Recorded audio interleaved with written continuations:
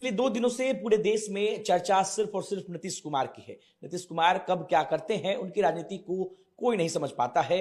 नीतीश कुमार ने राज्यसभा जाने का ऐलान कर दिया है। किसी ने नहीं सोचा होगा कि नीतीश कुमार राज्यसभा जा सकते हैं। बहरहाल उन्होंने ऐलान कर दिया है, नामांकन भी भर दी है। कुछ ही दिनों में नीतीश कुमार सीएम पद भी छोड़ सकते हैं, उसके बाद वो राज्यसभा जाएंगे। नीतीश कुमार की कुंडली उनके भविष्य को लेकर के क्या कह रही है, ये जानने के लिए हम पहुंचे। हमारे साथ आचार्य राकेश झा हैं। नीतीश कुमार अपनी राजनीति में कब क्या करते हैं किसी को नहीं मालूम होता है, लेकिन चूंकि आप उनकी कुंडली पढ़ रहे हैं तो उनकी कुंडली में क्या ग्रह दोष है, क्या ग्रह नक्षत्र कह रहे हैं, नीतीश कुमार का भविष्य क्या होने वाला है, अब तक क्या देखा आपने उनकी कुंडली में? जी, नीतीश कुमार जी की जो कुंडली है वो कभी कहते हैं वो छुपा रुस्तम वाले हाल वो उनकी रहती है, क्योंकि उनकी राजनीति को लेकर के वो 10 बार सीएम के पद भी रहे हैं। तो हर बार पद में आप देखते हैं कि कई बार उठा चढ़ाव रहे हैं, कई बार समीकरण बदले हैं, कई बार पार्टी में भी बदलाव हुए हैं। इसी कारण इस बार भी उनकी कुंडली में ऐसे ही स्थिति ग्रहों की बन रही है।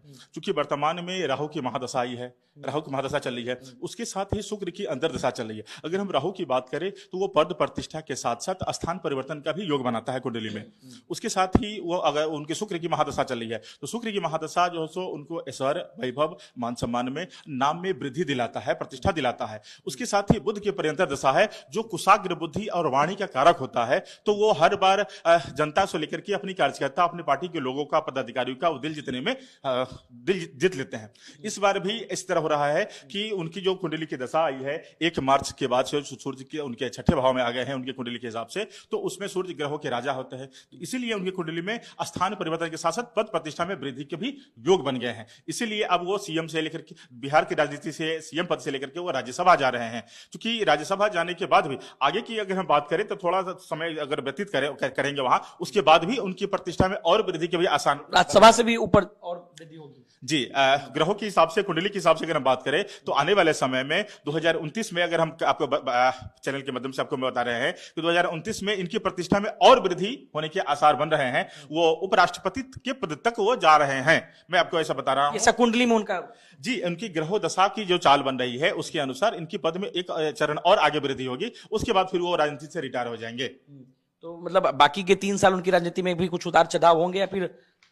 जी, आने वाले समय में की अगर हम बात करें तो अभी तो राज्यसभा के सदस्य तो लगभग बनने ही वाले हैं। उसके बाद अगर हम बात करें 2027-28 के आसपास तो उनकी स्वास्थ्य में थोड़ी सी गिरावट महसूस होगी, जिसमें माइग्रेन की समस्या, नस से संबंधी समस्या और स्वास्थ्य से संबंधी समस्या उनको बनेगी। बावजूद इसके वो उसके ऊपर अपना जीत हासिल करेंगे। और अगर हम बात करें 2028-29 के बीच में तो राजनीति में थोड़ी सी इनके ऊपर निगेटिव कहे या फिर दूसरे की दावेदारी कहे या किसी की दखलंदाजी कहे, वो थोड़ी सी उनके ऊपर हावी हो जाएगी। लेकिन बावजूद इसके इस सब पर जीत हासिल करते हुए 2029 में इनकी प्रतिष्ठा में और वृद्धि के भी आसार बन रहे हैं। आचार्य जी, एक बात बताइए, मार्च के महीने में उन्होंने एक बड़ा डिसीजन लिया कि वो अब राज्यसभा का उन्होंने नामांकन कर दिया। इसी महीने में उनका जन्मदिन भी होता है, तो मार्च का महीना उनके लिए कितना लकी है या फिर नुकसान वाला है, थोड़ा ये समझाइए। मार्च का महीना उनके लिए कैसा है?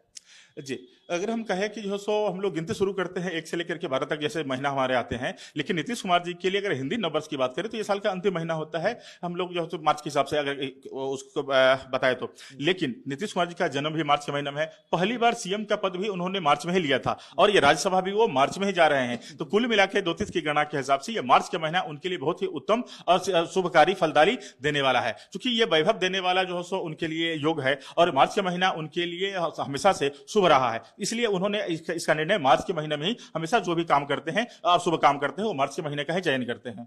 कुल मिलाकर अगर आपसे एक बात समझना चाहें कि राज्यसभा में नामांकन करना उनके लिए शुभ संकेत है या अशुभ संकेत है? देखिए, किसी भी आदमी की पद प्रतिष्ठा में वृद्धि होती है तो ये तो अच्छी बात है। विशेषकर नीतीश कुमार जी बिहार की राजनीति में इतने साल से सजग रहे हैं और बिहार को इतने ऊंचे स्तर पर लेकर के गए हैं, तो आगे इनकी प्रतिष्ठा वृद्धि हुई है। तो मुझे उम्मीद है कि अब बिहार के साथ साथ ये पूरे देश की राजनीति में अपनी भागीदारी देंगे और पूरे देश की अर्थव्यवस्था और उनकी राजनीति को संभालने में इनका अहम योगदान साबित होने वाला है। तो उनकी कुंडली में ऐसा देखने से लग रहा है, कुंडली को देख करके, कि देश की राजनीति में नीतीश कुमार महत्वपूर्ण भूमिका निभाने। बिल्कुल बिल्कुल, नीतीश कुमार जी की राजनीति में, देश की राजनीति में भी उनकी महत्वपूर्ण भूमिका रहेगी और हम सब लोग आने वाले समय में इसका भी अवलोकन करेंगे। चलिए, तो हमारे साथ आचार्य राकेश झा थे और नीतीश कुमार की कुंडली इन्होंने पूरी खोल रखी है और उसको इन्होंने पढ़ के बताया है कि आने वाले समय में नीतीश कुमार के लिए और भी उतार चढ़ाव वाला दिन आ सकता है। उनकी कुंडली को पढ़ते हुए इन्होंने बताया है कि आने वाले समय नीतीश कुमार की राजनीति में और भी वृद्धि होगी और राज्यसभा के जरिए वो और भी ऊंचे पद पे जा सकते हैं। इन्होंने कहा कि 2029 तक उपराष्ट्रपति के पद तक भी नीतीश कुमार जो है वो पहुंच सकते हैं। अनिकेत कुमार, बिहार तक, पटना।